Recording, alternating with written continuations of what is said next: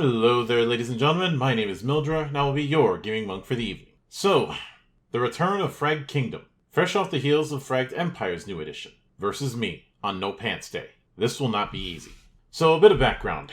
3 years ago, I was asked to give my thoughts on Fragged Empire's 2nd edition, just before its crowdfund would release. I did so in an impressions video, and later on an interview on those same books. Now, I've been asked to do the same with the fantasy-adjacent sibling to Fragged Empire, Fragged Kingdom. As such, the same disclosures I said then apply here. What also applies is the fact that I won't be doing a detailed breakdown, as 1, there's parts of it that aren't entered into the books yet, and 2, that's about 500 pages of material in total. And 3, I would be repeating myself in large amounts of it. I say repeating myself because a lot of the trimming the fat thing I said before is still applicable here.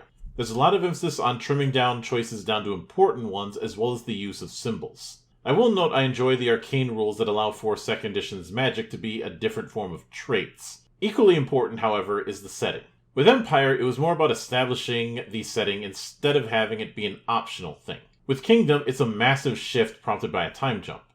See, Kingdom's 2nd edition goes from a last city on Earth motif that 1st edition was, and into a setting affected by techno-magic with expanded gods, nations, etc., over the course of a 200-year time skip, making it far more of a post-apocalypse than Fragged Kingdom was, which was barely post-apocalypse. In that regard, I'm tempted to invoke the time skip between Lunar 1 and 2, but I have my biases there. Point is, the setting is more akin to the kind of Clark's Law version of sword and sorcery that's hinted at in settings like Numenera. That said, Kingdom is nowhere near as weird as Numenera could get. However, it does accomplish the same goal as Empire's setting work did. Establish a stronger link between rules and setting instead of having setting being semi-optional. Now, this brings me to one of the major rule changes, shifting from nation building to camp building. While the new camp system certainly fits within the long-term play pillar of the Fragged system, I feel it makes more sense here because there's a bigger emphasis on travel between nations and regions, as well as having something closer to the ship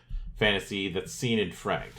It's also well-timed, given the presence of camp systems in CRPGs like the recent Pathfinder games from Owlcat. That said, I do hope Holdings is something that can make a return as some sort of endgame reward in the future, possibly integrated with Influence, as I'm a sucker for the idea of adventurers establishing themselves late into their careers, but that's just me. I think Fragged Kingdom does a good job of moving away from the fantasy melting pot it kinda got dragged into, even if unintentionally, and into something that's more of its own identity. More fragged, you might say.